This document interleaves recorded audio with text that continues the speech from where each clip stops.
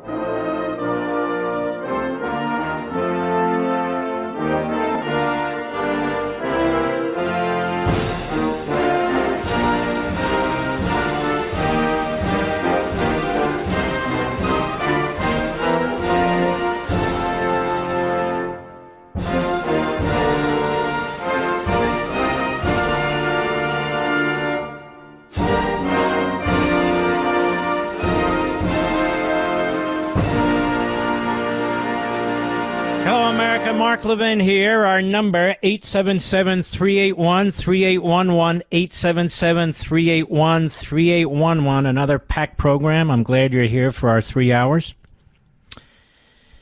And there is a lot to do. FEMA, the response to this disaster. We have another massive hurricane forming off the East Coast. All the FEMA money going to illegal aliens. That is just a disgrace. We want to dig into that. There's a lot to dig into. We now have an inspector general putting out a report about how dangerous the Harris-Biden administration have been in their policies. You know, I sit back and I say to myself, is America satisfied with this? Is America satisfied with this? These decisions are coming out of Washington, D.C., out of the executive branch. These decisions are coming out of the White House. Where to put our priorities, where to put our money, how to secure our border. I mean, I am stunned. I am stunned that 50%, at least theoretically, at least reportedly, the American people want more of it. But before we get to that, ladies and gentlemen, I have to tell you something.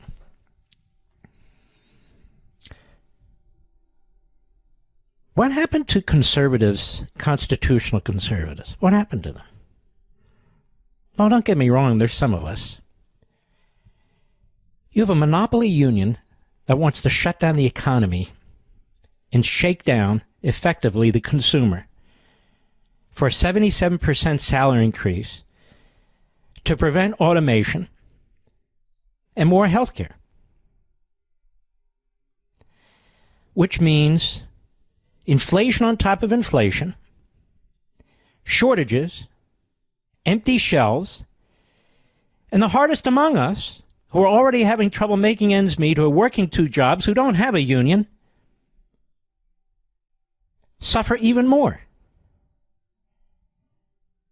What happened to decentralization of power? What happened to competition? It shouldn't just apply on the business side, it should apply on the labor side too. I've told you before, just to be absolutely clear, there are unions and there are unions. When you have one union that can control whether or not the economy thrives or dies, that's unacceptable to me. I don't care if you call it a union. I don't care if you call it a business. I don't care if you call it a political party. I don't care if you call it an oligarch. It doesn't matter. It doesn't matter. Nobody should be able to shut down commerce in this country. from within or from without? Nobody. Now, understand, unions will strike. I got it. But when one union has the power to shut down every single port from Maine to southern Texas, that is unacceptable. Period. Just as if one just shut off commerce from Maine to Texas, we would be furious. What's happening here is populism is taking over in the minds of some of these conservative talkers and broadcasters, economics and common sense. Many of the people who are going to suffer are people who work with their hands. Some are union members, some are not. Again, some are union members, some are not. They're going to suffer. So this is unacceptable to me. This does damage to the United States of America when we're dealing with this natural disaster and the incompetence of the White House on this Hurricane Helene. Now we have a Hurricane Kirk forming outside our border. We have inflation that is killing us. People can't make ends meet. And so this union guy, this boss, says now's the time. And then the New York Post, God bless the New York Post. They sent up a helicopter. Did you see that, Mr. Producer? For this union boss's home. Over 7,000 square foot mansion, 5-car garage. The guy has a Bentley. The guy has a boat. The guy has a huge swimming pool. He's got a guest house, and on and on and on. This guy's a working guy?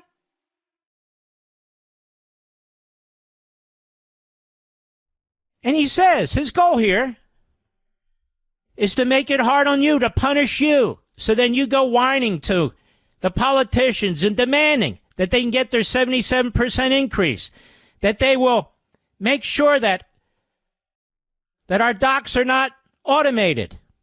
Well, Mark, that will cost jobs. You know what's interesting about that? Who do you think builds automation machines, Mr. Producer? Laborers. Who do you think runs them? Who do you think develops them? Economies grow. In order to grow, they had to progress. We use technology all around the world. All around the world. So our docks should be the most expensive in the world, should be the most top-heavy in the world, and should be the least productive in the world. And that's a good thing? That's a good thing? There's lots of companies that have gone out of business in the last 10 years because other companies have invented other things. You know, the largest freight company in the United States laid off 25,000 people 2 years ago. How come nobody tells you that? Why? Because they're flush with money? Some years they're flush with money, some years they're not flush with money. That's the nature of business. And the government has a lot of control over that. But I want to remind you what this thug said, who's treated with kid gloves by both political parties and by conservatives who should know better, by people who believe in the market system who should know better, who don't believe in monopolies, except now, because somehow this is a populist thing. It's a populist thing. When one union boss can punish hundreds of millions of people, that's not even populism, that's reverse populism. Harold Daggett, International Longshoremen Association president, who lives in a mansion with a Bentley, with a yacht, with a guest house, with an on and on and on, big pool in New Jersey. Longshoremen Association president.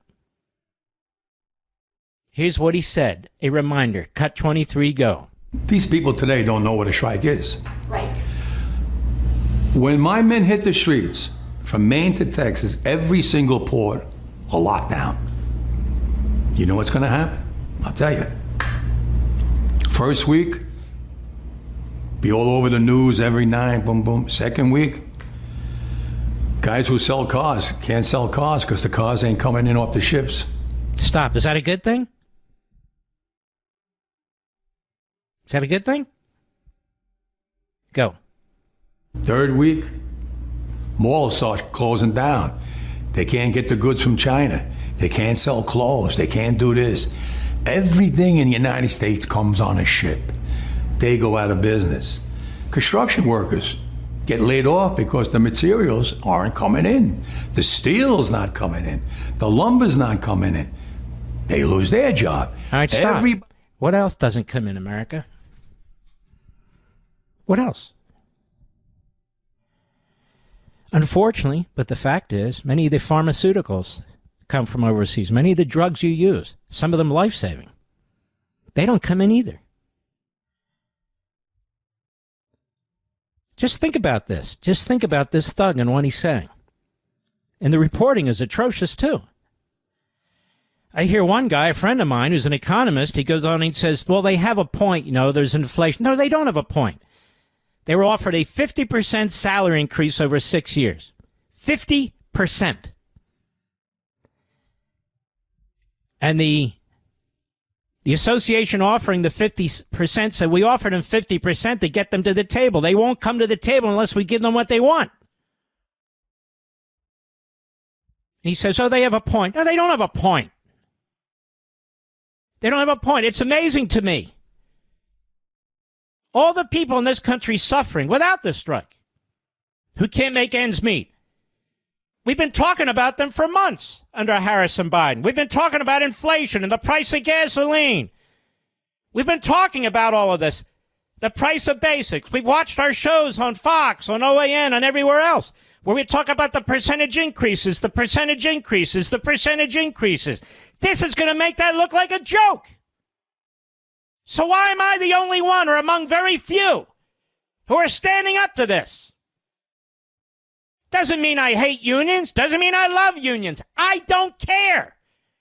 It's up to the market system. It's up to businesses and labor. But when you have a monopoly union that has as its purpose to cause the kind of damage to other workers, union and non-union, to businesses, small and large, to the United States economy, when that's the purpose, to shut down the economy, you don't throw in with that. You don't accept that. I'll show you what a thug this guy is. Remember before Easy Passes, you had to stop at every toll booth, throw in change, get dollars. The lines are long, long, long, long. So they came up with an idea, this Easy Pass. And state after state decided to join in this consortium so people wouldn't be inconvenienced. Gasoline wouldn't be waste. So you can get from point A to point B in as fast a time as possible. Efficiency, that's called progress. That's called technology. Well, listen to this buffoon, Harold Daggett. Again, rambling on, same day in September. Cut 24, go. Take Easy Pass. The first time they came out with Easy Pass, one lane, and cars were going through and everybody's sitting in their car and go, what's that all about? Well, I'm going to get one of them. Today, all those union jobs are gone, and it's all Easy Pass. People don't realize it. Everybody's got 3 cars. Everybody got an Easy Pass on the window. And I'm sorry. You're right. I've changed my mind. We all exist for you, pal, and your power, and your estate, and your Bentley, and your yacht, and your swimming pool, and your guest house. That's right. We all exist for your 45,000 members. That's right. The world should come to a stop. The world should come to a stop to accommodate you and what you demand. Nothing should advance, not new jobs, new industries, new technologies, not improving quality of life for the average person. Right. I wonder how many union members have Easy Passes. I'll bet every one of them. Well, of course they do, and they should. This guy's a throwback. This guy's a buffoon. We wouldn't have any advancement if it were jerks like this. If it were for jerks like this. The world has to stand still so Harry Daggett can get what he wants. 45,000 members in a nation of 330 million people. He doesn't even support the easy pass. He wants to shut down the American economy. And I have to hear a friend of mine say, well, he's got a point. He has no point. This is the problem with a monopoly. With a monopoly. I didn't say oligopolies, where you have 4, 5, 6, 7 major unions or major companies duking it out. I said a monopoly. One of one. This is the problem. And these are among the highest paid union members on the planet. I don't begrudge them that. I don't begrudge them that. What I begrudge is the anti-American propaganda, the anti-American citizen propaganda, the anti-technology propaganda. The world should stop. Everybody take your easy pass and throw it away. Because Harold Daggett says you're costing his union. Right?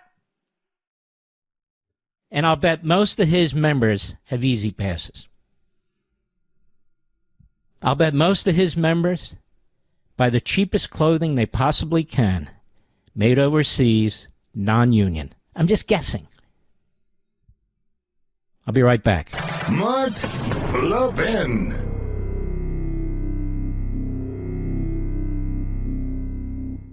The cracks in our economy are widening by the day. We've got a labor market that's cooling faster than expected. Unemployment jumped to the highest since the end of 2021. The market could be in free fall any day as investors panic over a potential recession. Now, some bank stocks are getting hammered as fears of a downturn grow. Even the Fed is talking about rate cuts to prop things up. In uncertain times like these, you need a solid plan for your wealth. That's where gold comes in. It's been the ultimate safe haven for as long as we've used money. And when it comes to gold, I trust Advantage Gold. They're a top-rated American gold company and can help you protect your hard-earned money. Call Advantage Gold now at 800-900-8000 for a free gold investment kit and to see if you qualify for $1,000 in free silver. Don't wait. Call 800-900-8000 today. That's 800-900-8000. Tell them Mark Levin sent you. That's 800-900-8000. Performance may vary. You should always consult your financial and tax professional.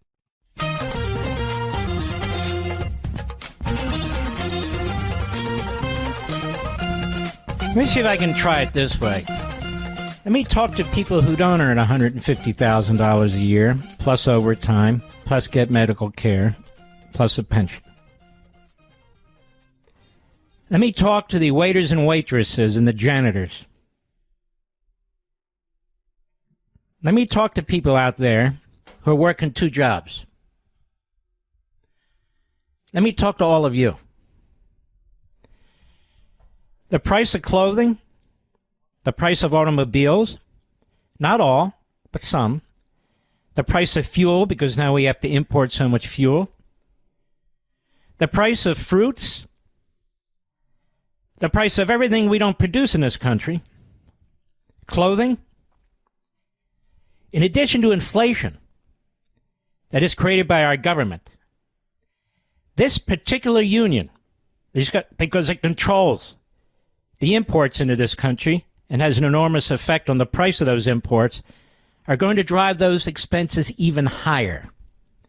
So while the Harris-Biden administration devalue your money, drive up inflation and costs, the International Longshoremen's Union is going to drive the prices even higher, which means your money goes less far, and you're going to be in a bigger pinch. I don't see how that's a populist position. I'll be back. This is Mark Levin with an urgent message. We are living in grave and dark economic times that are going to get worse. We just saw an abysmal jobs report while unemployment shot up to the highest level since the end of 2021. Meanwhile, the stock market looks like a gamble. Many banks are getting crushed as recession fears mount. The S&P Banks Index fell 2.4% in a single day. That's a lot. Regional banks fell nearly 3%. That's even more. These are bad signs. Even the Fed is talking about rate cuts. You need to protect your wealth. That's where diversification and gold comes in. It's been a bedrock of wealth preservation for centuries. And the best company I know of is Advantage Gold. Their experts can help you protect your savings from economic chaos. Call now, 800-900-8000 for a free gold investment kit and see if you qualify for $1,000 in free silver. That's 800-900-8000. Don't wait. Call now. Tell them Mark Levin sent you. Performance may vary. You should always consult your financial and tax professional. Where Americans meet to defend liberty and defeat tyranny. Call the Mark Levin Show now at 877-381-3811. Tell me, why do we have antitrust laws? Why do we have antitrust laws? Why do we have a specific division when the Department of Justice, the Antitrust Division? Why do large companies have to get the approval of the federal government, the Federal Trade Commission, often the SEC and the Antitrust Division, before one can buy the other and create a conglomerate of some sort? Why is that so important? So important that the decision was made more than 100 years ago, with additional agencies added for their input, prevent the concentration of commercial power. To prevent what this union is doing right now to the United States of America and to 330 million people.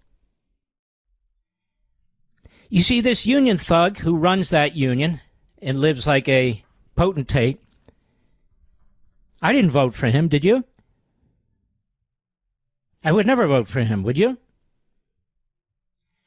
When he brags about the power that he has to shut down construction sites, to shut down car salesmen, to shut down assembly line jobs, to shut down whatever the hell he wants to shut down our farmers, brags about it, that should be a red flag, don't you think? Shouldn't the antitrust laws apply to him and his union? As I said, there's unions and there's unions. There's businesses and there's businesses. Some are good, some are bad. It's not ideological with me. It's basic stuff. One guy with 45,000 workers should not be able to shut down the American economy, prevent basic goods, material, and necessities from getting into our country because he wants a 77% increase rather than a 50% increase. And no automation. No automation because it might cost jobs. Well, then I think we need to take the position there never should be automation. Never. How are we going to make our cars? Strong union, strong workers in the automobile industry, but they have automation. In the airline industry, building jets, and we have automation, strong union. I can go through all of these major industries. They have to have automation in order to compete with the world. They have to have automation in order to make the jobs that they have feasible. Some guy in New Jersey who doesn't know his ass from a hole in the ground, doesn't even believe in the easy smart passes because jobs were lost. Well, I don't know. Somebody's making the smart passes. Somebody's collecting the toll money.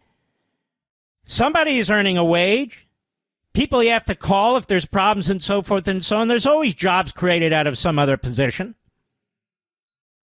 We'd still be using horse and buggies if this moron was in charge. There wouldn't be any automobile industry jobs, no auto unions, would there? It's just stupid. How about farming? Farming's been automated. Should we stop that too? Who makes the tractors? Who makes all of these things? It's myopic, economic illiterate. Why do we have antitrust laws? And why do they only apply to one entity and not another? Why is that? Is Mark against working people? No, I'm defending working people. I'm championing working people. I'm championing competition. Lower prices, lower inflation, lower interest rates. I'm championing growth and prosperity for everybody, not just a relative handful of individuals. I'm worried about the people who can't make ends meet right now. I'm worried about the construction workers, many of whom are union members. I'm worried about the automobile makers, many of whom are union makers. I'm worried about the plumbers and the electricians, many of whom are union members, I should say. Very much so. But you cannot have one organization. One. That has the power and brags about it to shut down the country. The country doesn't exist for that union or its members. The country exists for all the people and all the workers. If Communist China had said what this union boss thug said, we'd say that's the enemy. If Communist China had said, you know what, we want our workers to make more money, therefore we are going to shut down what we export until you give in to our blackmail, would we accept that so easily? Instead, this guy gets his ass kissed, even by so-called free market economists. Well, they have a point. They don't have any point. No point. Crocodile tears. Some of the highest paid members of any union in any field in the country. I don't begrudge that, but let's not pretend they're earning $43,000 a year. With a 50% increase in 6 years? So if a guy's earning $150,000, he's going to earn $225,000, plus they want increased medical benefits, and they get very, very generous pension, and they're going to tell you that you can't automate. Well, they made so much money the year before. I've heard that too, and I just went and I looked at this Merrick.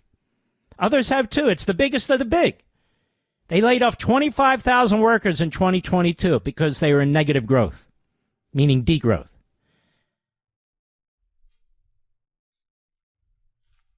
I'm sorry, folks.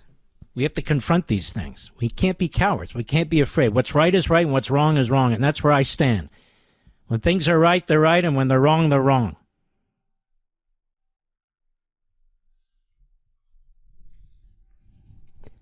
It's that simple. And this guy said all he needed to say to underscore my point. By the way, I want to remind you, particularly in the Philadelphia area, listen up. I want you to go to marklevinshow.com, click on Audio Rewind, and select your favorite platform so you can have my podcast. Or search Mark Levin Show on your favorite podcast platform. Friday will be our last day on the Soros-owned WPHT. But I have good news for you. In a few weeks, maybe a couple months, depending on contracts that already exist, we will be on another talk platform in Philadelphia. We've already worked that out. But I still want you to put this in your back pocket. And it's a great platform, by the way. People don't... Well, I won't get into it any further. I'm not allowed to. That's marklevinshow.com. Click on Audio Rewind and select your favorite platform, or search Mark Levin Show on your favorite podcast platform. And also you can find all my full podcasts, interviews, specials on our own YouTube channel. You go to youtube.com at Mark Levin Show, or search Mark Levin Show in YouTube. Competition, you see. Competition in Philadelphia. Competition in all the major cities. That's what's important. Soros is trying to create his own form of monopoly. He's an oligarch. He's the big sugar daddy behind the Democrat Party and all these radical left-wing organizations and anti-Israel organizations. And he and audacity in the FCC and the Democrat commissioners on the FCC have really done something very wrong, the abuse of government power. Massive amount of foreign money buying American radio stations. The 3 Democrats of the 5 commissioners have cut out the National Security Review before the election. They don't want my voice in Pennsylvania, but my voice is going to remain in Pennsylvania on another platform as well as our podcast platform, and we are throughout the state of Pennsylvania. And this will go for any major metropolitan area where we have an issue like this. We have a plan B in every single one for the Soros types or any other oligarchs for that matter. Just giving you a heads up. I'll be right back. Mark Levin.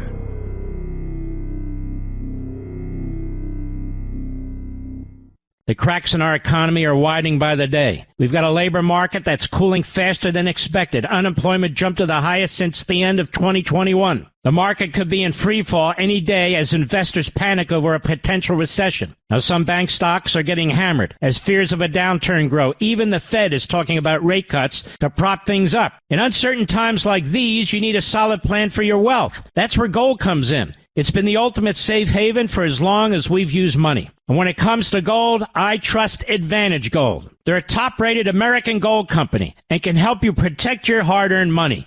Call Advantage Gold now at 800-900-8000 for a free gold investment kit and to see if you qualify for $1,000 in free silver. Don't wait. Call 800-900-8000 today. That's 800-900-8000. Tell them Mark Levin sent you. That's 800-900-8000. Performance may vary. You should always consult your financial and tax professional.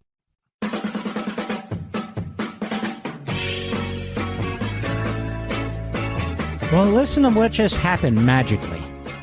Associated Press, the union representing 45,000 striking U.S. dock workers at East and Gulf Coast ports, has reached a deal to suspend their strike until January 15 to provide time to negotiate a new contract.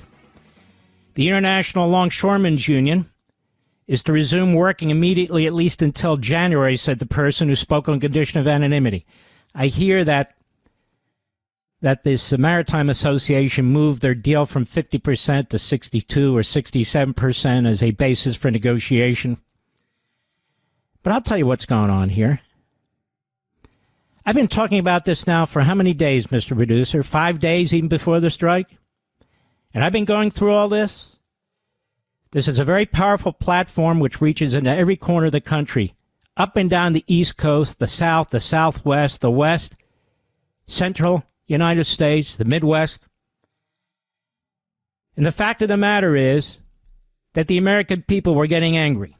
The fact of the matter is that every day that would go by, the price of food and goods going up, shelves being empty, people hurting more and more, they would take it out on Kamala Harris and Joe Biden. So you better believe behind the scenes. Mark, you don't have proof. I have a brain.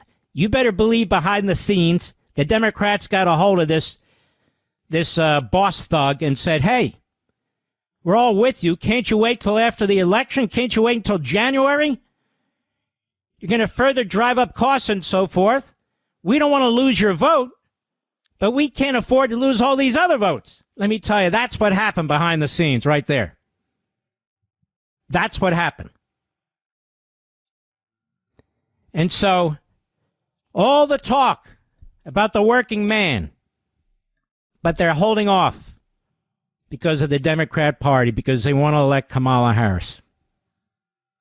That's how they resolved it temporarily. Don't be fooled by anything. Don't be fooled by anyone. I know exactly what I'm talking about. The agreement will allow, the AP says, the union and the U.S. Maritime Alliance, which represents the shippers and ports, time to negotiate a new 6-year deal. Person also said both sides reached agreement on wage increases, but details weren't available. And so that is what is going on. And when Joe Biden came out of the White House,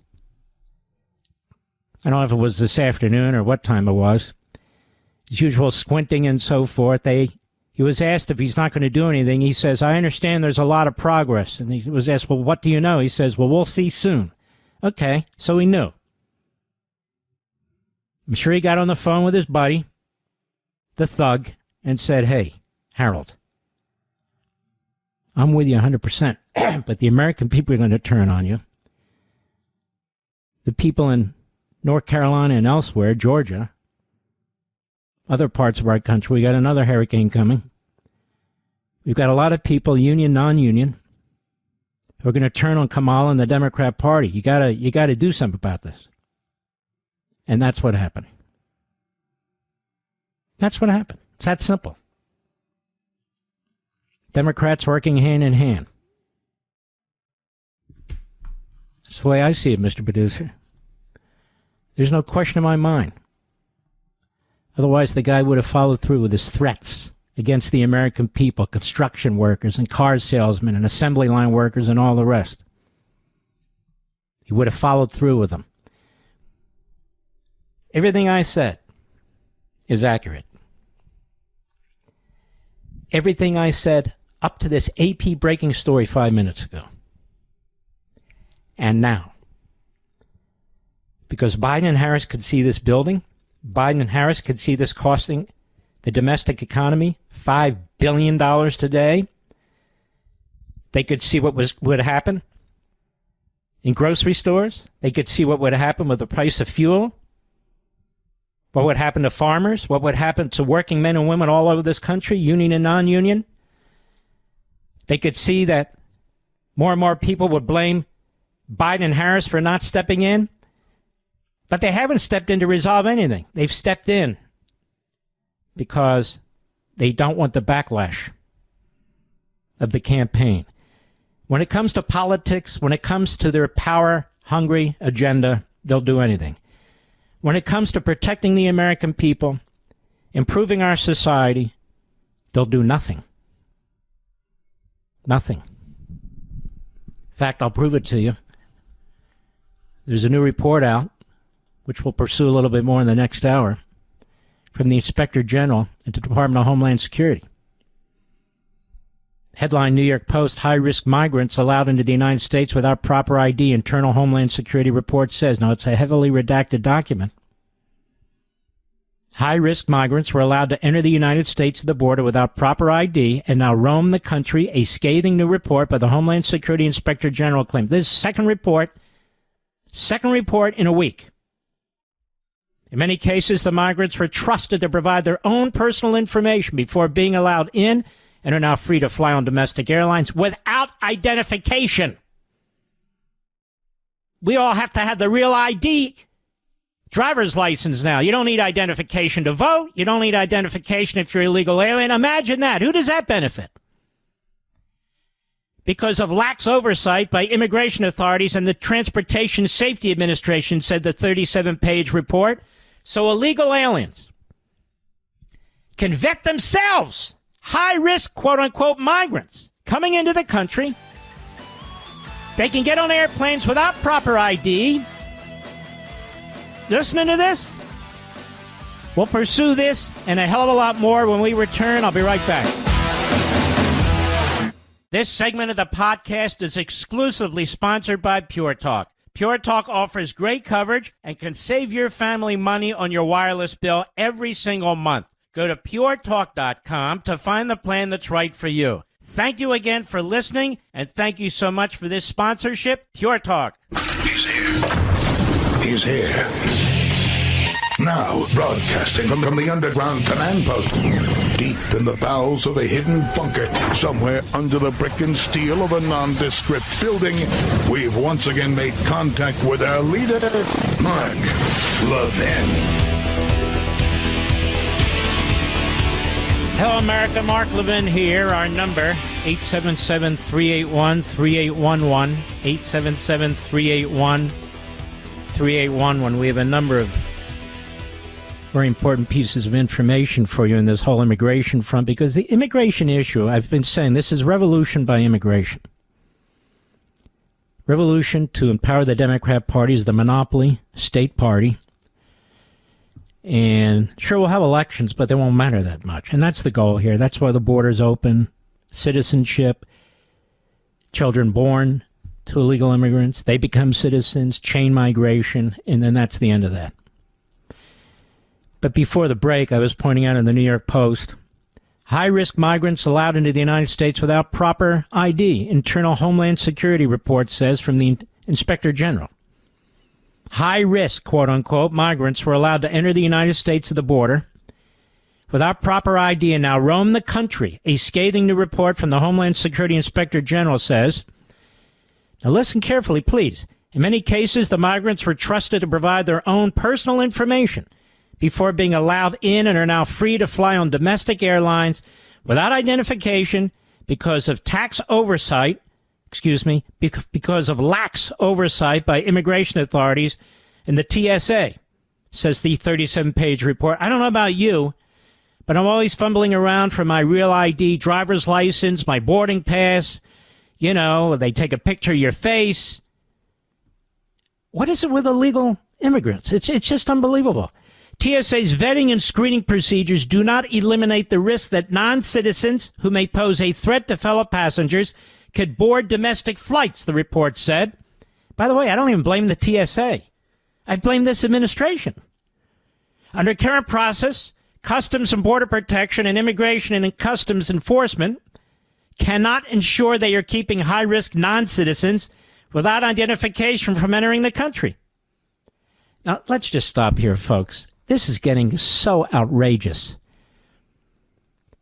I mean, you need to spread the word to your friends and foes alike. This administration is letting people into this country by the millions and millions willy-nilly without vetting them, without identification. And in they come, and in they stay. Murder, rape, the number of heinous criminals allowed into this country, the fentanyl and the deaths. The Venezuelan gangs are literally being flown in this country from Venezuela. I mean, do you really want this kind of hell on earth? This is the United States of America. They're turning into something that is absolutely horrendous. This is the Inspector General at the Department of Homeland Security.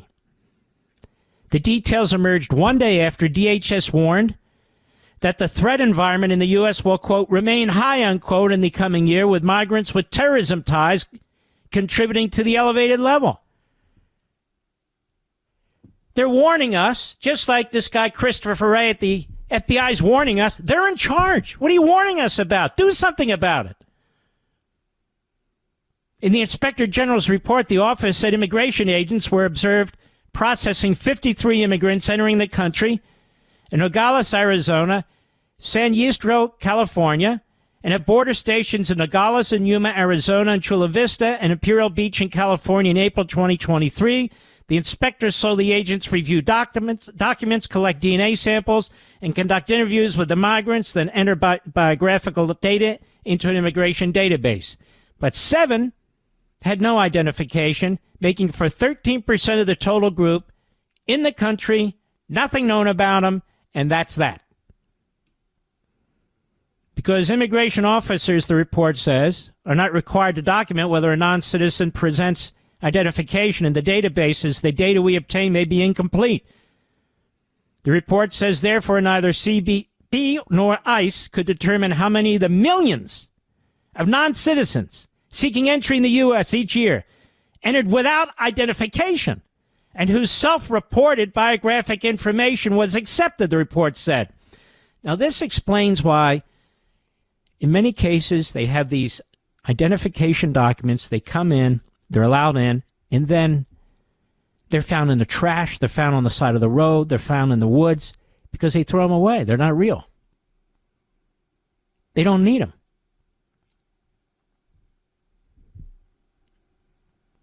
The report said transportation safety agents, TSA, rely largely on information from the 2 immigration agencies to conduct requisite background checks on the nation's airports. So again, TSA doesn't know. It has to be determined up front. The report offers 3 recommendations, including the CBP conduct a comprehensive analysis of the risk before allowing migrants into the country. That won't happen. And conduct a similar review before allowing migrants without identification into ICE custody. That won't happen. Cloward and Pivens. What? Cloward and Pivens. They've overwhelmed the system. That's what those Marxist professors recommended when it came to welfare, but it applies to all aspects of our culture and society. The system is so overwhelmed. These patriotic Border Patrol agents, ICE agents, and the others, they're so overwhelmed, plus the policies prevent them from doing what they need to do. We don't have enough detention, so we don't have enough anything. Of course we don't. How can you handle it when you have almost 20 million people coming to a country in 3.5 years? And so the system is overwhelmed. We don't know who's in. Terrorists are coming in. Assassins are coming in. Communist Chinese spies are coming in. On and on and on. Venezuelan gangs, MS-13 gangs, God knows any other gangs that's just coming in by the mass. And then they tell us illegal border crossings are going down. Why? Because they give them maps, tell them to come through the port of entry, and so even though they're illegal, they don't count them as illegal. So they flew in 1 million illegal aliens. Because they flew them in, they don't count as illegal. So now they play the statistics because this is what Washington does. Washington doesn't give a crap about you. And who runs Washington? Harris and Biden. It's that simple. These things never went on before. Ladies and gentlemen, FEMA's running out of money. When's the last time that happened? $1 billion in FEMA money, I'm going to get to that in a minute, is being used to house illegal immigrants. We don't even have enough money to house veterans. If the non-citizen is unable to provide an appropriate document which authorizes entry into transit through or residence in the U.S., including a document establishing their identity, the non-citizen will be deemed, at a minimum, inadmissible to the United States. DHS said migrants deemed inadmissible can then face removal proceedings. You understand? So they come in, oh, you don't have the right ID. They have to go through a whole administrative removal process. They give them a date 2-3 years down the road, and into the dark they go, never to be seen again. What a bunch of suckers we are. The agency acknowledged it's understaffed amid record numbers of non-citizens trying to cross the border. Yeah, Cloward and Piven. And that's intentional. Absolutely intentional. But don't worry. Kamala Harris went to the border for 20 minutes. She walked about 30 yards. She gave a really tough speech, you know. And so that's that. Now she moves on to her next event, which is a fundraiser in Las Vegas, I guess. Now, something you haven't heard. Maybe you have. FEMA's out of money. Feds say there's no money left to respond to hurricanes after FEMA spent $1.4 billion on migrants. Why is FEMA spending money on illegal aliens? This guy, Alejandro Mayorkas, is a multimillionaire.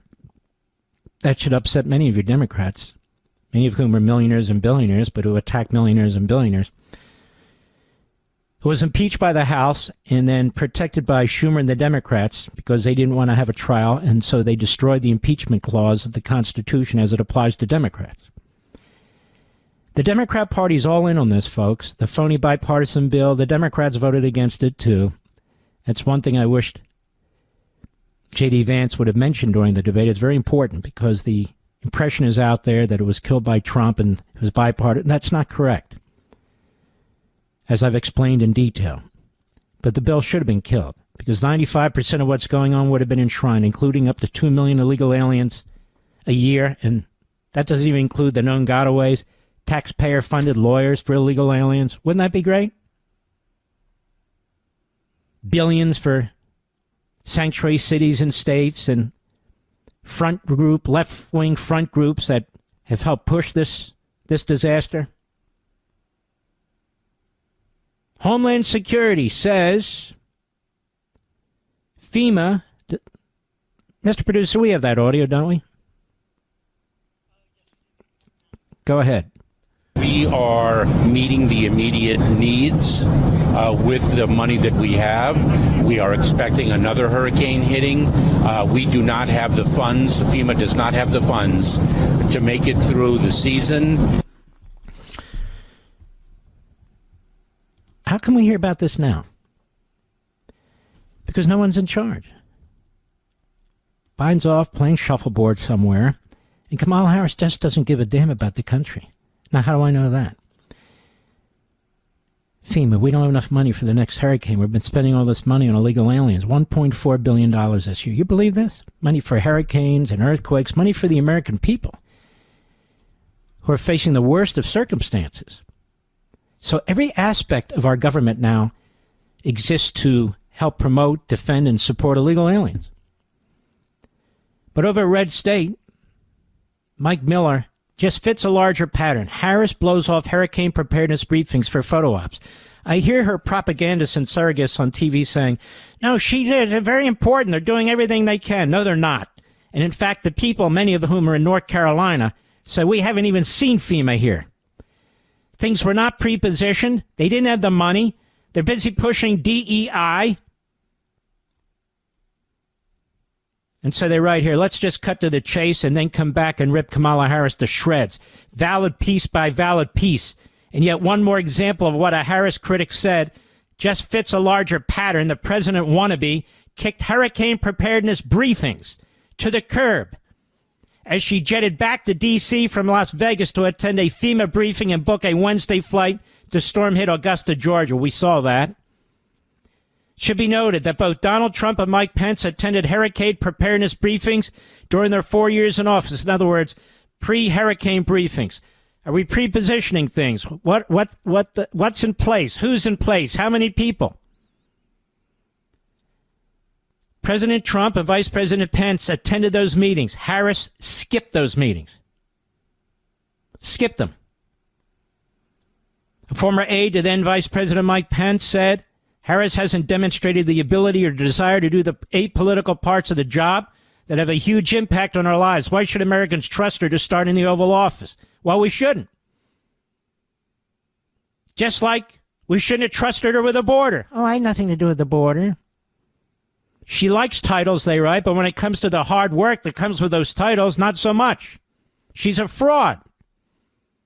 Former acting Homeland Security Secretary Chad Wolf told the Post, the New York Post, that the participation by presidents and vice presidents is an important part of the annual briefings. Excuse me.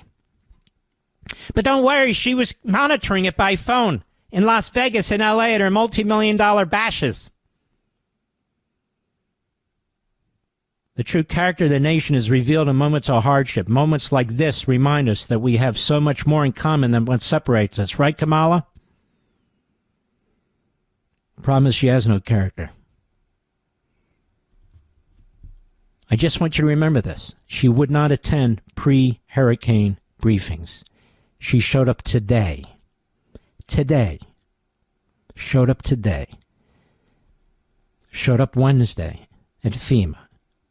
She hasn't done a damn thing for anybody, period. I'll be right back. Mark Levin.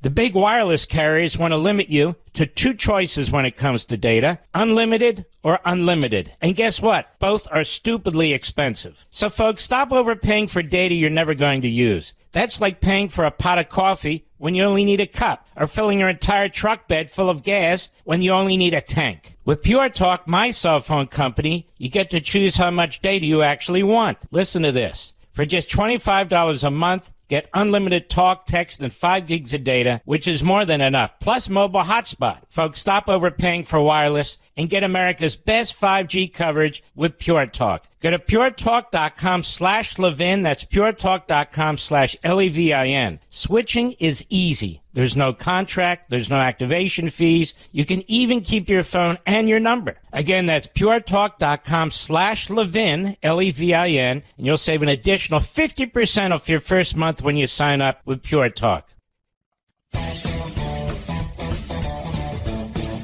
It looks like little Harold, the thug that runs the Longshoremen Union. Made $7 million over 10 years, Mr. Producer. Maybe I'm in the wrong business. I want to show you the difference between Kamala Harris and a Joe Biden, the governor of Florida, DeSantis. Look how he's filling the gap. Look how he's filling the gap. Now, this was earlier today, where his state is still suffering from the hurricane, but he said other states are even suffering worse, so he sends some of the National Guard into Georgia and North Carolina.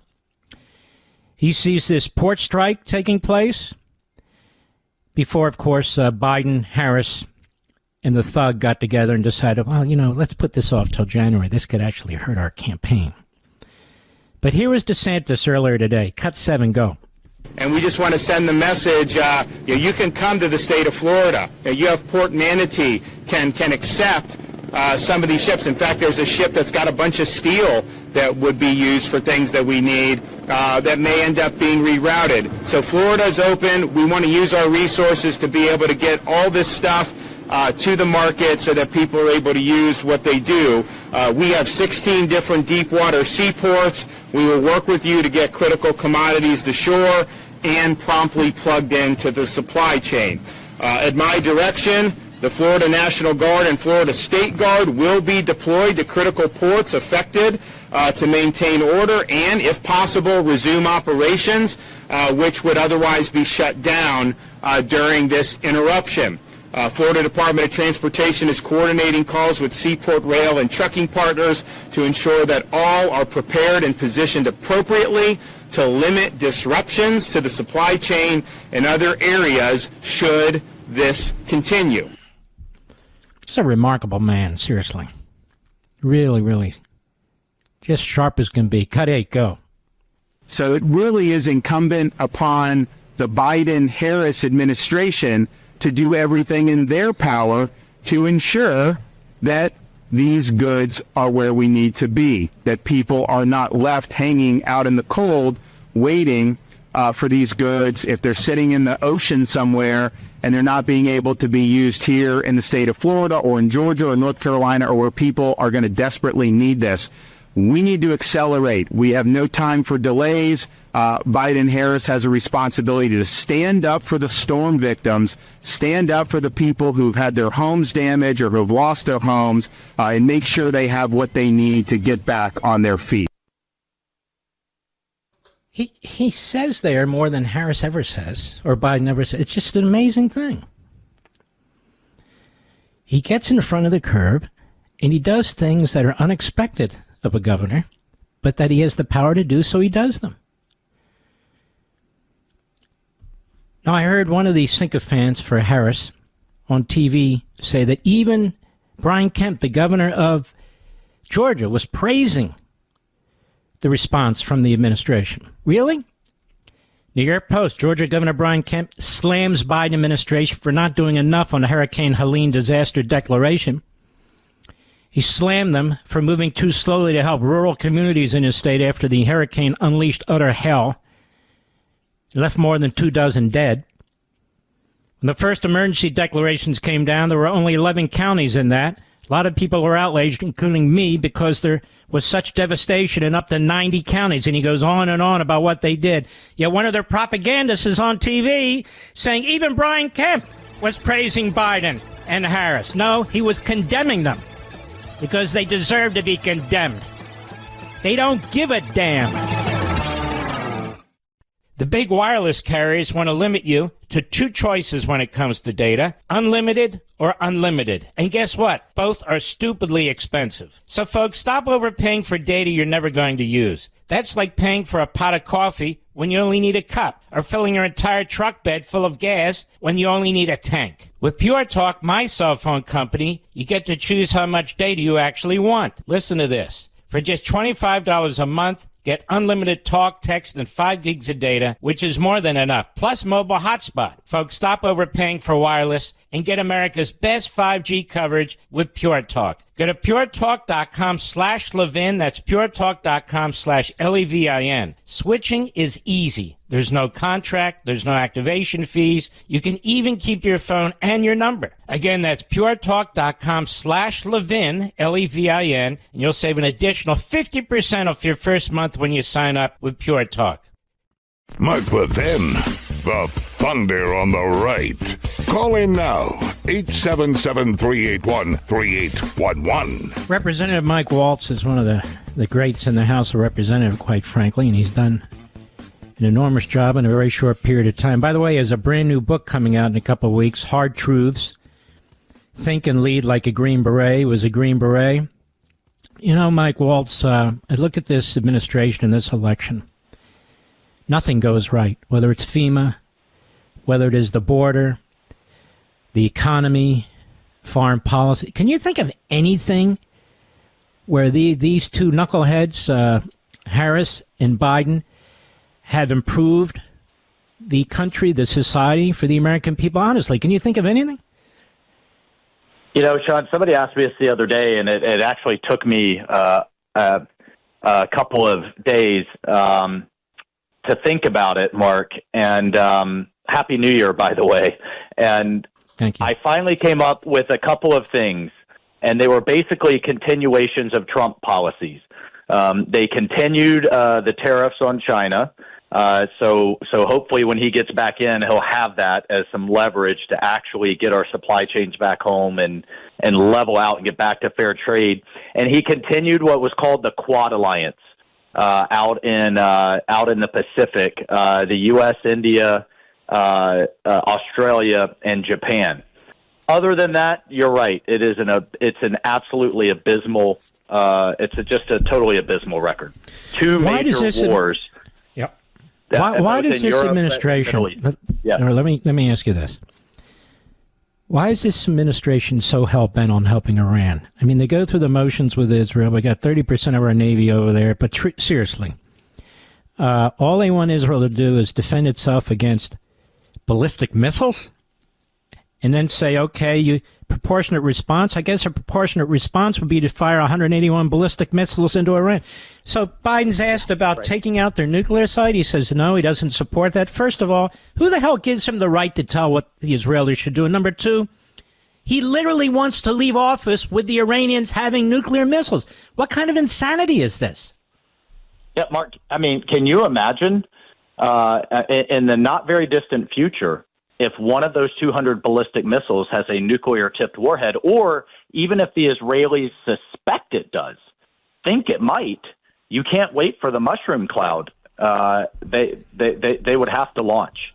And even if shooting it down with the amazing Iron Dome Arrow 2 David Sling, you can't have even a portion of a nuclear warhead falling on your territory. So that's what's at stake here. But to answer your question, why? Two reasons. Number one, this administration has been infiltrated by the Iranians, and we need to start talking about it that bluntly and that forcefully. With Rob O'Malley, the lead negotiator from the Obama days, the appeaser-in-chief, that it still has a hand, according to the State Department IG report, which I would encourage you to talk through, folks, on your show.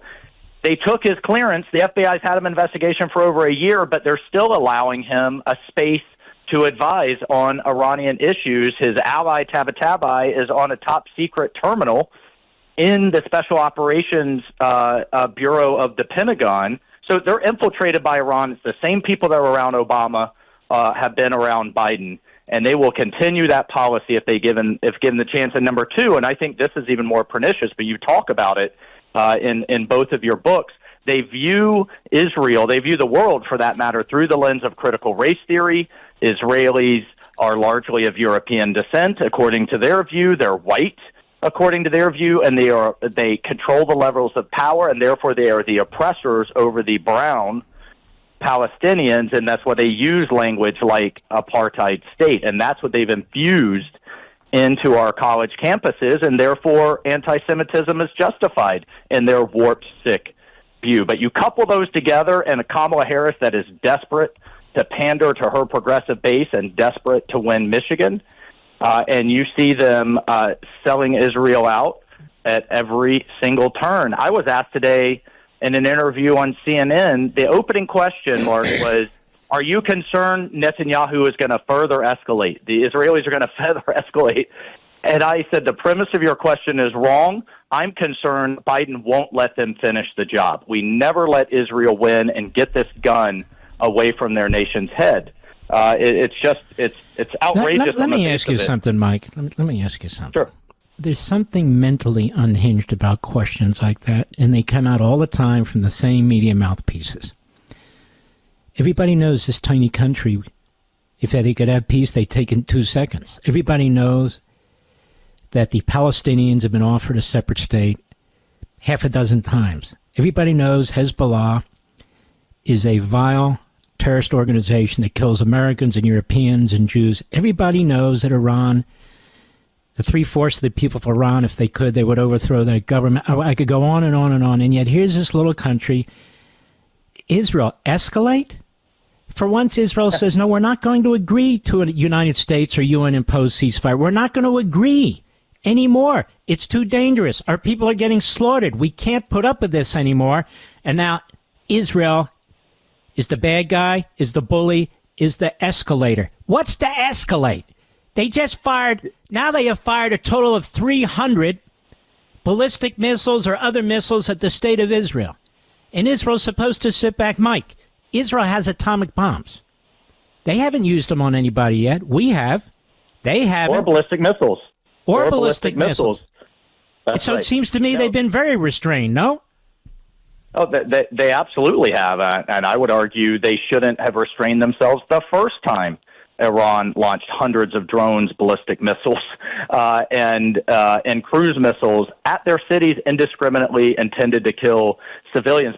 But one thing, Mark, you said everybody knows these things. I think everybody kind of our age knows these things, but young people are not being taught this. Yeah, but reporters know better. They're being warped. Reporters know better. They should, but many of them now, unfortunately, are a product of this warped education system. But you're right in the sense that, look, Israel absolutely should no longer establish the status quo, or should just settle for the status quo that Biden is pushing them for. They just want it off the headlines, Mark. They want it off the headlines until after November. It makes them look bad. Instability in the Middle East isn't great for Biden to take credit for, and they're worried. 100,000 voters drove in the middle of the night in a Michigan winter to the voting poll to vote uncommitted. And so they're pandering to their left, although I believe Harris actually believes that nonsense. At the end of the day, if they don't cut off the cash, and I'll just say this, the House passed sanctions on Chinese buyers of Iranian oil and gas. They sell 90% of their illegal oil and gas to China. We passed it in December of 23. Chuck Schumer's been sitting on it. If they were serious about shutting this down over the long term, then they would shut off Iran's cash. Heck, if they were even serious about Ukraine, they would shut off Iran's cash that's selling missiles and drones to Russia and providing them that then we're having to spend to shoot down with our own missiles. It's the most asinine policy I've ever heard of. In fact, Schumer's one of the worst senators for the state of Israel of any senator. People don't realize that. He actually helped push through the Iran nuclear deal, even though he voted against it. But behind the scenes, he was rallying the Democrats for it. Right. He has no problem with cutting off arms to the state of Israel when you guys keep raising it and bringing it up, or Tom Cotton does in the Senate and so forth, and Ted Cruz. He just holds back. He does everything he can. And then they blame it on Netanyahu. The fact of the matter is they hate Netanyahu because he really is Churchillian. Isn't that why they hate him? He's not one of their lapdogs. Well, here's the hard truth to reference the title of the book coming out. He has shown restraint and he has shown discipline time after time. But you know what? He knows right now that they have the advantage, that Hezbollah is on the ropes, Hamas is on the ropes, Hezbollah has been decapitated, Haniyeh is dead, and you know what, Mark? The Ayatollah right now is in hiding. The Ayatollah is not in hiding because Biden and Harris are making our ships, do figure eights out there in the Arabian Gulf. They're in hiding because Netanyahu sent the message that if I can get Hania in your green zone in the middle of a presidential inauguration, I can get any one of you. And that is what had deterred Iran until just a few nights ago when they were forced to respond after taking out Nasrallah too. How many administrations, Republican and Democrat, frankly, have told the Israelis taking out Nasrallah would be a step too far? Well, he finally said enough is enough. His legacy is going to be removing the gun of Hezbollah away from his people's head and finishing the job. But ultimately, over the long term, they can't fully shut this down until, number one, we cut off the cash. Number two, we destroy that nuclear program. And number three, we support the Iranian people who are crying for freedom and peace, and they will take care of the Iranian regime themselves. Folks, we're going to have Mike back because this guy's a real patriot. I've really come to like Mike. But he does have a book coming out literally in a couple of weeks, Hard Truths, Think and Lead Like a Green Beret. And Mike is a big leader in the House of Representatives, and for good reason. Thank you, my brother. We'll have you back, and take care of yourself. And all proceeds are to veterans charities, and thank you for mentioning it. Absolutely, wow. Will do. That's fantastic. You take care of yourself. Mr. Producer, let's go ahead and post the book, even though it's early. All proceeds going to veterans? Seriously? That's just fantastic. I shall return. Mark Levin.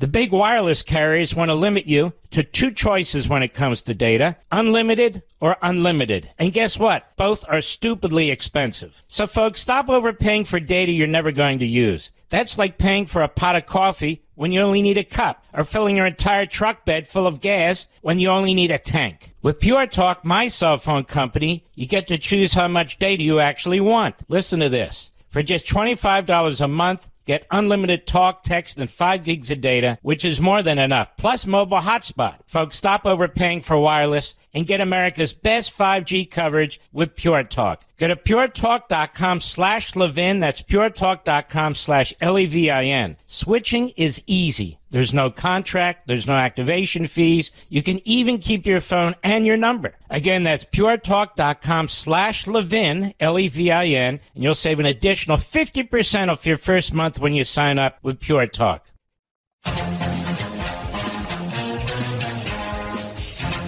We have over 400 fantastic affiliates. We're going to lose WPHT at the end of my show on Friday. I want you to go to marklevinshow.com, click on Audio Rewind, select your favorite platform for our podcast, or search Mark Levin Show on your favorite podcast platform. We also have our YouTube channel. Go to youtube.com, Mark Levin Show, or search Mark Levin Show on YouTube. And here's the other news. We already have another platform that we worked with and that we're going to help develop, and it's going to be a big deal in Philadelphia. But we'll be doing that in a little while. Not a long while, in a little while. So we very much enjoy that. We are prepared with our Plan A's and Plan B's everywhere where we think there's going to be an effort to silence free speech. So I want you to know that. But Blaze TV really is a trailblazer. Very, very important. That's levintv.com, LEVIN-TV.com, and code LEVIN40, Levin40. I want to start this discussion. I'll probably carry it over after the break. Jack Smith is an unconstitutional rogue prosecutor, found as such by a federal judge in Florida. Even though he and the Department of Justice have appealed the ruling, it really is a bulletproof ruling. It is a ruling based on really solid scholarship, history, and the Constitution by Judge Aileen Cannon. And in addition, it is a ruling that was proposed and promoted by two former attorneys general, Attorney General Meese, Attorney General Mukasey. And it also involved, I'm proud to say, an organization that I've been with for decades, Landmark Legal Foundation. I'm the chairman, but the president, Pete Hutchison, and his staff, Mike O'Neill, Matt Forres, and others, put a fantastic brief together as well. They argued the case, the Trump lawyers argued the case, and the lawyers for the former attorneys general argued the case. This unconstitutional prosecutor has demonstrated again why he's unconstitutional and rogue, and in my view should now be disbarred. His name is Jack Smith. Jack Smith has spent his career trying to destroy people, twisting the law, being overturned by appellate courts and the Supreme Court, and that's why he was picked. He's a hatchet man. He's a hunter. He filed a brief in Washington, D.C., under seal. This seal was released and broken by a judge, Judge Chutkan, appointed by Obama, who should also be disbarred because she is a radical leftist Trump hater who should have recused herself. And I want to continue this over the top of the hour, so stick with me. I'll be right back.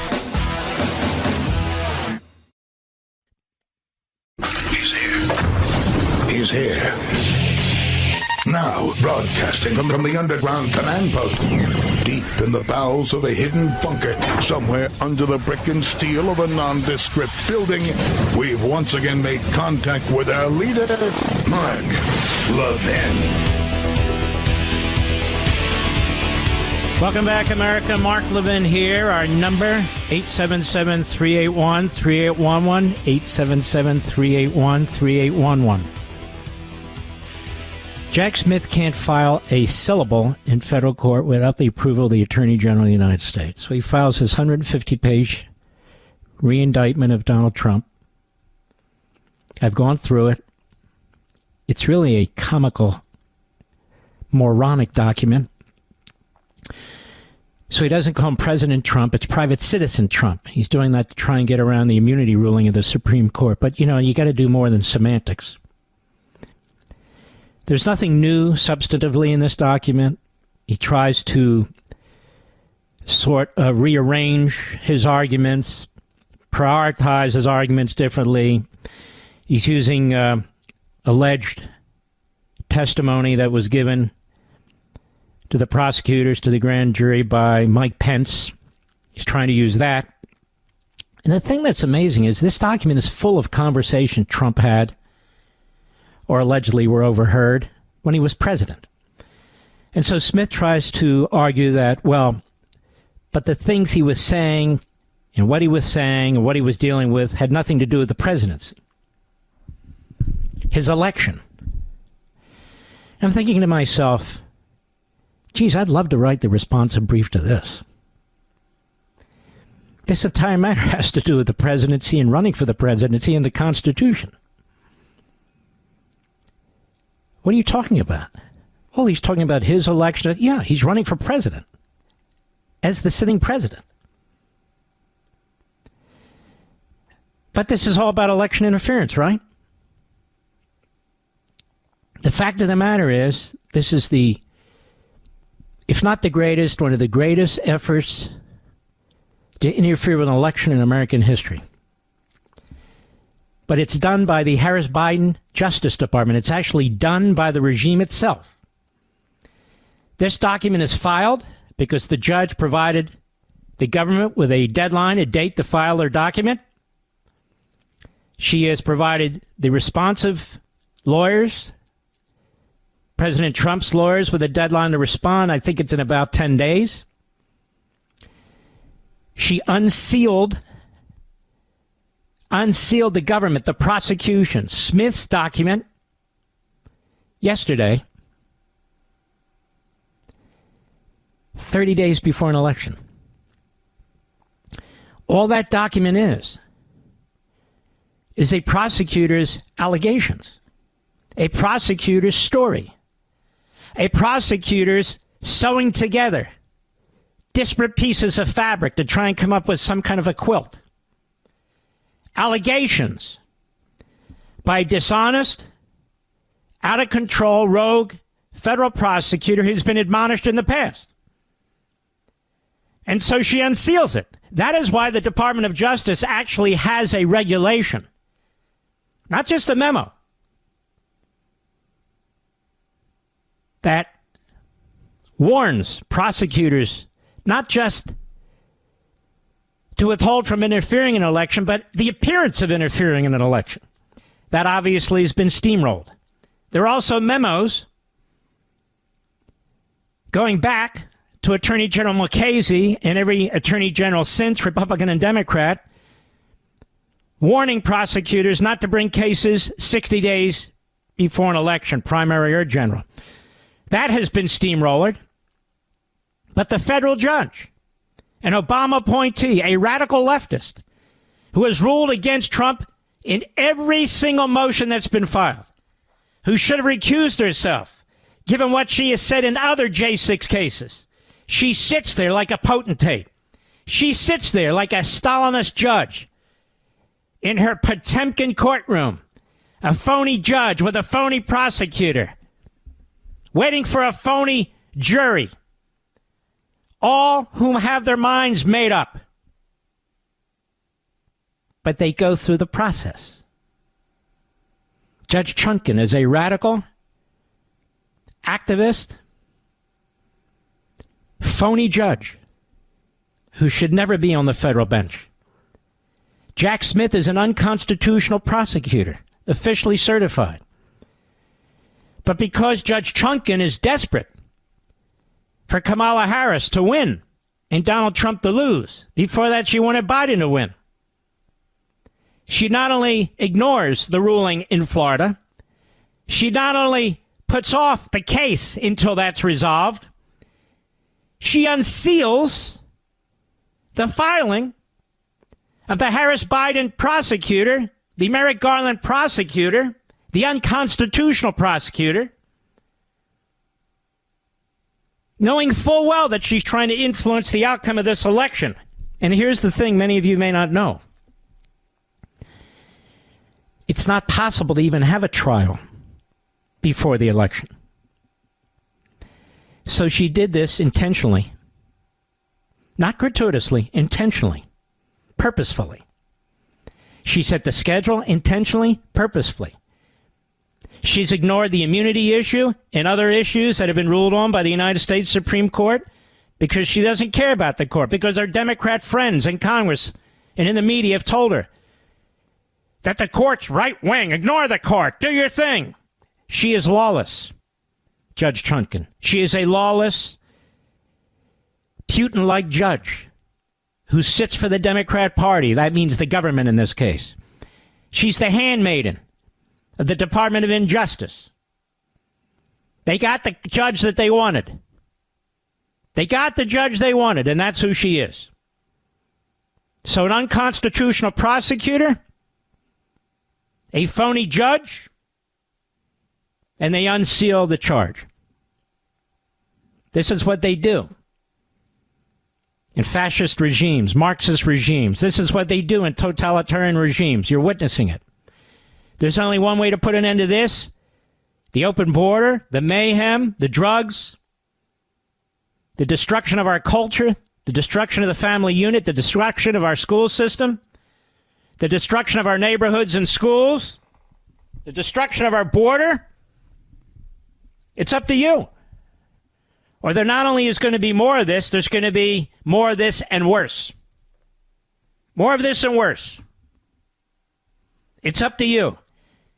It's not enough to vote, America. You need to vote now in those states where you're allowed to vote. Vote early. God knows what's going to happen. You see what nature does? You need to bank your vote. Bank your vote. Bank your vote. Early. Now. And then on election day, maybe work the polls, drive people to the polls, make calls, be available to do everything you can. Or we're going to lose everything.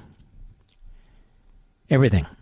Kamala Harris was on KDKA TV yesterday in Pittsburgh. Interviewed by Joe Delano. Listen to this. Let me get the right cut here, America. My computer froze, as is the par for the course. Cut 14, Mr. Producer. Go. Former President Trump says that you've had 4 years as vice president to do all the things you've promised in the campaign, but haven't done it. Is he right? Or did President Biden not give you or limit it in some way your role as vice president? So let's start with this. I think that the former president is really becoming quite desperate, and is really been offering a lot of misstatements and misinformation, and perhaps it's because he wants to distract from the fact that... Why don't you answer the question? Go ahead. No plan for the American people. I have talked about this before. I invite you to go to his rallies, and what you'll hear about full time is him talking about himself and his personal grievances, but what you won't hear him talking about is you and the needs that you have as a working person, as a family person. My plan is about building an opportunity economy where I'm going to give first-time home buyers a $25,000 down payment assistance so they can get their foot in their door to be able to be a homeowner. That's her answer. He said, why didn't you do these things before? Now, she didn't do those things before. Number one, she hadn't thought of it. Number two, Congress won't pass that. It wouldn't have passed it before. Number three, that will blow up the housing market. So housing is more unaffordable today than it is tomorrow than it is today. It will also add to enormous inflation. Enormous inflation. There's more of this, too, you know. But she didn't answer his question, did she? Let's scoot down, Mr. Producer, to, let's see here, cut. Well, we have a guest coming up. I don't want to be rude, but I want to play the rest of the for you, ladies and gentlemen, after our wonderful guest. But she's pathetic. We'll be right back. Mark Levin.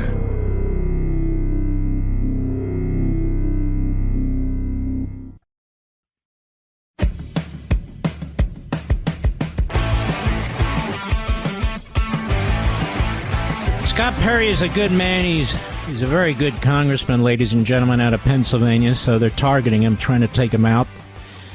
He's an outspoken conservative and supporter of President Trump.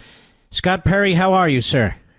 I'm well, Mark. Great to be on with you. Thanks for all you do. All right, my brother. Thank you. Remind people your district includes what major towns or counties? Yeah, so this is South Central Pennsylvania. The 10th district includes the capital city of Harrisburg, the Chocolate Town, USA, Hershey, and the home of York Barbell and York Peppermint Patty York, and, of course, the home of the Army War College, Carlisle, Pennsylvania. Mm-hmm. Well, I know it well, and that's Amish country and so forth up there. It's beautiful areas there. Let me ask you a question, Scott Perry. How tight is your race, and are they pouring a lot of money and trying to bump you off? Mark, they are pouring in millions and millions of dollars. I'm the number one target for flipping in the Congress. They want to flip the seat, and the DCCC is just dumping in millions of dollars. Another group came today, an environmental group, said they're going to spend $1.1 million. And so right now we're probably being outspent 10-1 on traditional media. And look, it's overwhelming, and of course, it's all packed with a whole bunch of lies and just things that are completely untrue. But people these days don't, they don't trust anybody, and that's our society. So it breeds this shadow of doubt, which is what they want to do. It is a marginally Republican district, so I've been able to win it, but our governor, leftist that he is, Josh Shapiro, was able to win it as well, which is why they think that if they pour millions and millions of dollars, into it, coming from all leftist organizations and individuals like Soros and others like him, they think that they can prevail. And as you said, as you know, Mark, like I've been a staunch supporter of Israel. I have been a staunch supporter of not bankrupting the country and its citizens. And I've been a staunch supporter of doing the right thing, even if it means sometimes that I'm not with my own party. And the right thing is the right thing, and we can't keep on heading in the direction that we're heading in. And so I'm an outspoken critic when we're heading in the wrong directions. I don't care if it's leftists or people in the Republican Party that don't want to, they can't get there. It's very important that you get reelected. It really is. If people want to help you, where do they go, Scott? PatriotsForPerry.com. That's Patriots and FOR, PatriotsForPerry.com. And we will link to that on all my social platforms, ladies and gentlemen. Scott can use all the help he can get. Tell us about your opponent, the typical Democrat Party radical leftist. Well, my opponent was hand-selected by the Democrat Campaign Committee. One of their new tactics is to find local media people and to run, because those people come immediately with recognition. My opponent was on the air for 20 or 30 years doing the nightly news, and they have what we call, as you know, high favorability, because people have been watching the news, and she's been reporting the news, and they've been believing that news for 20 or 30 years.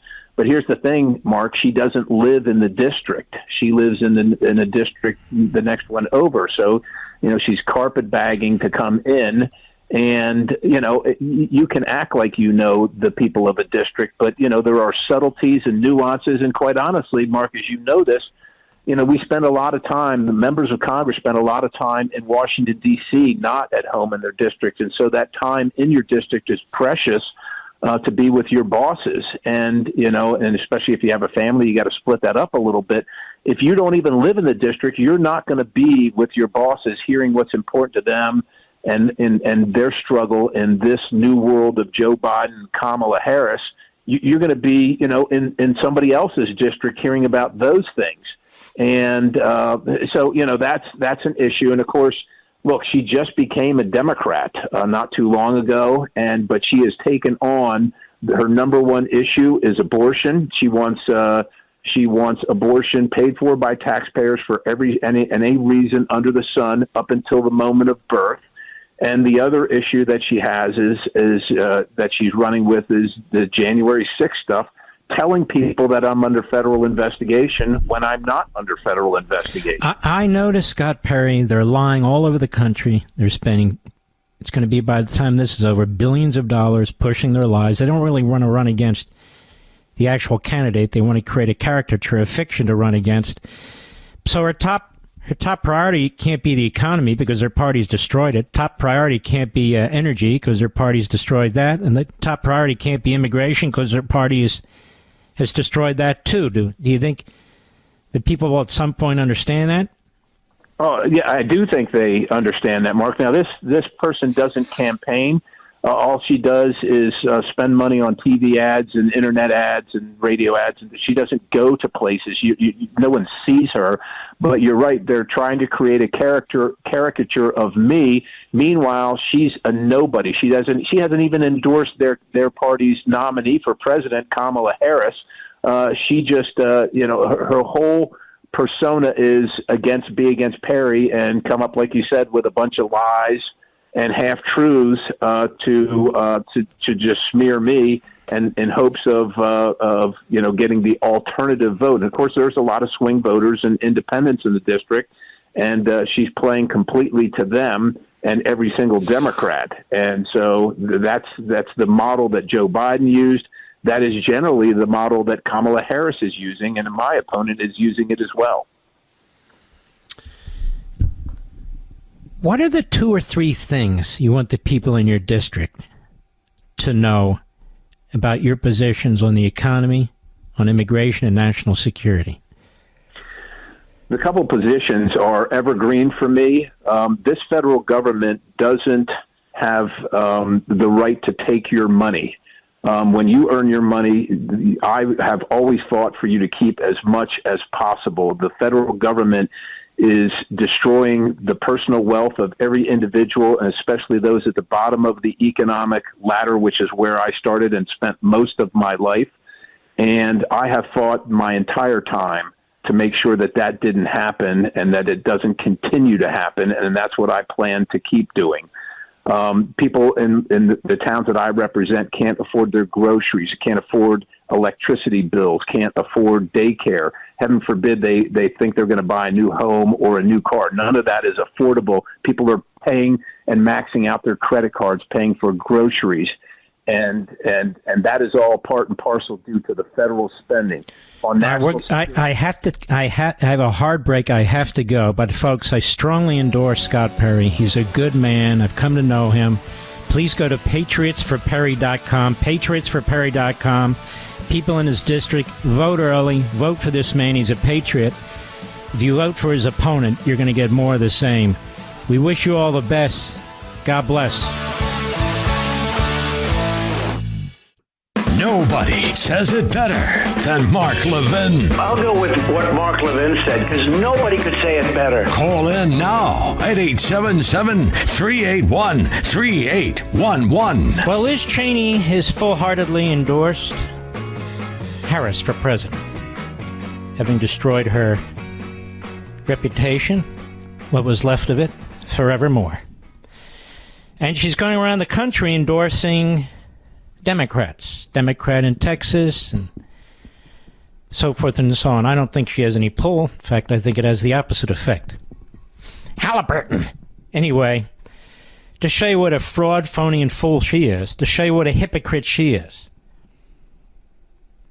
This is a montage of all the times the ex-Republican Liz Cheney ripped radical Kamala Harris before she endorsed her. Hat tip New York Post. Cut 13, go. You talk to me kind of your thoughts on the on Joe Biden naming Kamala Harris as his running mate. Her views are so radical that just from a political standpoint, it was a surprising pick to me. So I think in addition to the fact that she would be a terrible vice president policy-wise for the country, it tells us something about Joe Biden. And it's very clear. She is a radical liberal. She's somebody that has said we ought to spend $32 trillion on Medicare for all. If you look at her record as well in California, she did, in fact, essentially ban gun sales with executive action. And she threatened during the primaries to do the same thing if she's elected, if she were elected here. So I do think the American people are going to take a look at this record and realize she is very much a radical liberal. Every single day, the Democrats tell us what they would do in, as Kamala Harris put it yesterday, quote, a Harris administration with Joe Biden. They would defund our police, dismantle our freedom, destroy our history, and abandon our founding values. And every day, you see the damage of years of Democrat policies. The president has said Vice President Harris is in charge of the border. Vice President Harris said she was not in charge of the border. Nobody seems to be in charge. She hasn't been there. And we have a humanitarian and national security crisis and health crisis unfolding there. So we're going to hear directly from our members who've been there. You know, the Trump people should take that ad. Take that and run it as an ad. Don't you think, Mr. Producer? That'd be a hell of an ad. But there's other things I want to get to. There's a lot to get to before we sign off tonight. And I want to include a gentleman I'm sure you've forgotten. His name's Gordon Sondland. Gordon Sondland was ambassador to the European Union. He was one of those who testified against Donald Trump at the phony impeachment hearing involving that phone call. And he's on with MSLSD mouthpiece propagandist Ari Melber. I don't like this guy, but he's better than most over there, to be perfectly honest with you. And something happened there that kind of surprised him. Remember this Gordon Sondland, ex-never Trumper. He was ambassador to the European Union and a witness who testified against Trump at one of those hearings. Let's take a listen. Cut 18, go. Why was it important for you to say no more Trump because of his January 6th conduct, and do you stand by that? No, I don't stand by it, and I'll tell you why. I've now lived 4 years under the Biden-Harris policies, and I have to say that those policies are not only becoming an existential threat to our country's way of life, but to our allies as well. So when you, I'll let you finish, but this is so striking. You said it was a no for me after that, after January 6th. I did. And here we are right now. I did. And you're saying it's a yes for you. It is a yes for me. It is an absolute yes for me. That is how badly the Biden-Harris team have prosecuted their job. But the whole point you seem to be making was that January 6th and that kind of attack on democracy is bigger than any policy. I am seeing so many attacks on democracy that eclipse January 6th. That's right. And January 6th, Donald J. Trump, President of the United States, asked if he should send 10,000 National Guardsmen into Washington, D.C. And a videotape by Nancy Pelosi's daughter underscores the fact that Nancy Pelosi said no. The mayor of Washington, D.C. said no. This is an indisputable fact that completely undermines all the rest of it, which is why they never bring it up. You don't run an insurrection. You're not calling for violence. If you're offering 10,000 armed military personnel to protect the Capitol building. That idea didn't come from Pelosi. It didn't come from McConnell. It didn't come from Mike Pence. It came from Trump. It came from Trump. And that's why he told the people to go there peacefully. He didn't run an insurrection. You can read what that fool, that unconstitutional prosecutor, what he filed, and that fool judge, both of whom should be disbarred for what they've done here. Read it. Oh, they talk circuitously. Oh, this is a private discussion. Oh, he knew he lost. Oh, this or that. Excuse me. You don't have any evidence of any kind anywhere. Not recorded, not text, not email, not hardcover paper. No eyewitness where Donald Trump told anybody to storm that building, where Donald Trump told anybody to be violent, where Donald Trump encouraged people to be armed, where Donald Trump did anything of the kind. None of it. None of it. This is a disgrace, period. That's what it is. It's a fraud and a phony. Gordon Sondland is right. And that's why he will not be heard by anybody else in the media anywhere at any time. Because they cover up, they censor, that's what they do. Now, as for the job that Kamala Harris is doing, the third worst hurricane on record, all these deaths, all these poor people stranded, she didn't attend a single pre-hurricane meeting as Trump and Pence did.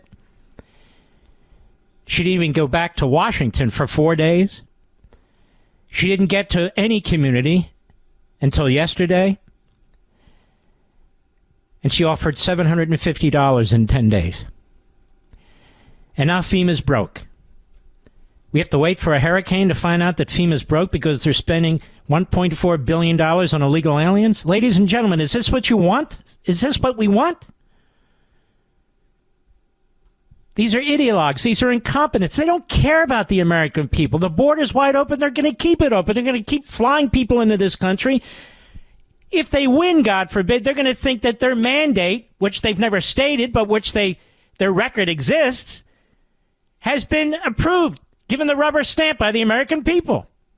North Carolina residents on Newsmax today.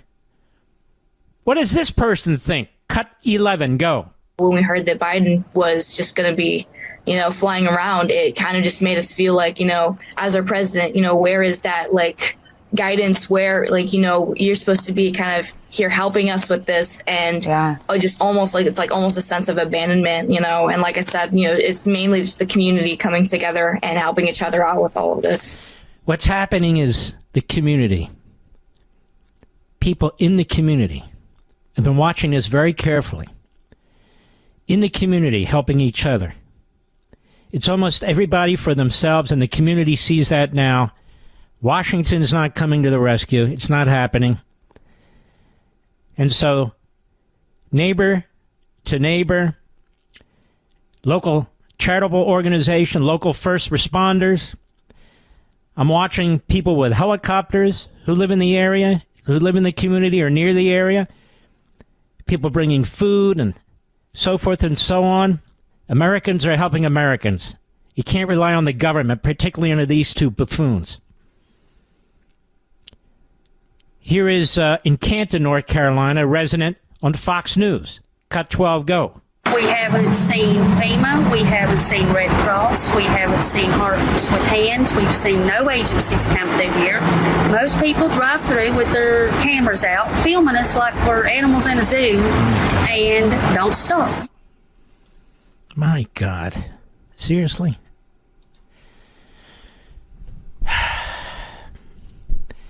Samaritan's Purse, that's one of the organizations that is getting in there, that is helping people. I would encourage you, unless you know of some other local charity and so forth, please go there. Mr. Producer, will you post that link again? just say, please help if you can. It would be a wonderful thing, ladies and gentlemen. It really would. Please help if you can. Please vote early. Most states have early voting right now. Pennsylvania, so many other states, you have early voting right now. Please vote early tomorrow. I'll be right back. Mark Levin.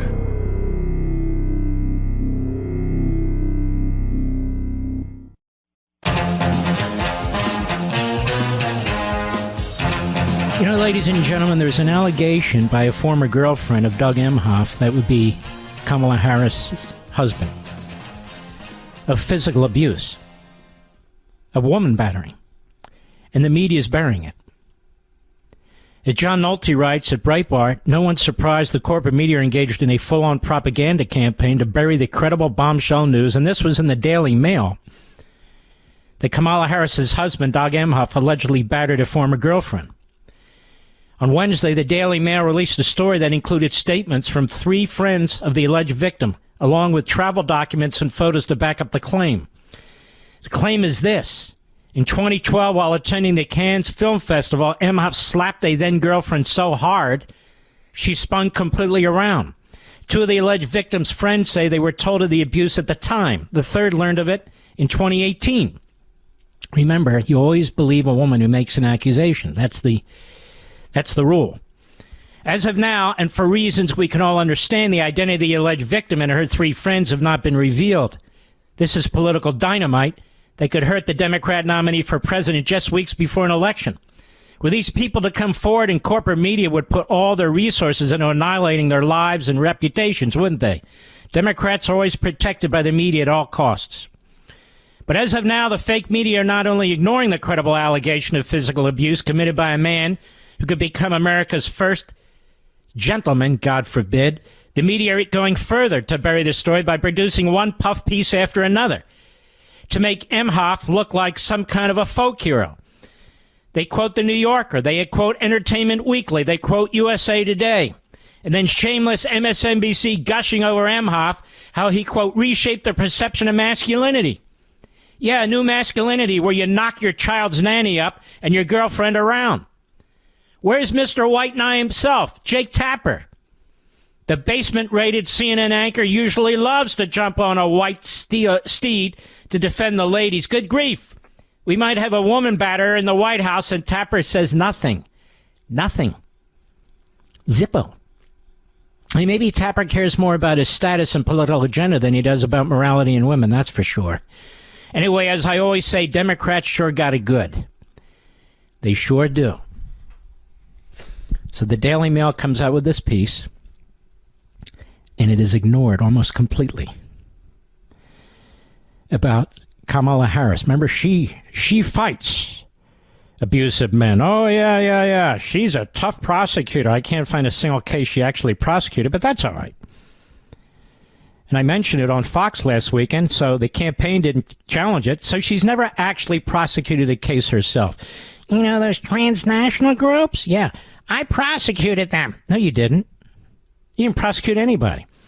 I had on my Fox show a gentleman who, when he was a teenager, was molested, and she wouldn't prosecute those pedophiles either, and she wouldn't help the victims get the records so they could bring civil actions. Yeah, well, she's a great lady. She is a cold-blooded fraud who spent her entire life climbing the ladder, literally climbing the ladder with almost no accomplishments. That's what she's done. It's absolutely amazing to me. So here we have her husband. This is what USA Today says. This story comes out. Second gentleman and Vice President Kamala Harris's husband, Doug Emhoff, visited a Texas Whataburger with El Paso's own Beto O'Rourke. There's another fraud. Emhoff posted a video on his X account on Wednesday, September 25, at the restaurant alongside the former El Paso congressman. When in Texas, go to Whataburger. Even better, do it with Beto O'Rourke, the post. There's a guy accused of physically abusing a girlfriend. And not a single question. Here's a guy who impregnated his nanny. And they dismiss it. I want you to think about this, America. This media, they're so corrupt. Well, we got a lot more time to talk about this. If you haven't voted yet and you're able to in your state, please vote tomorrow. We'll salute our armed forces, police officers, firefighters, emergency personnel, our truckers, the men and women in Ukraine, our brothers and sisters in Israel. We know it's just a matter of time, and we're backing you 100%. And you, the American people, red-blooded Yanks, God bless each and every one of you. See you tomorrow.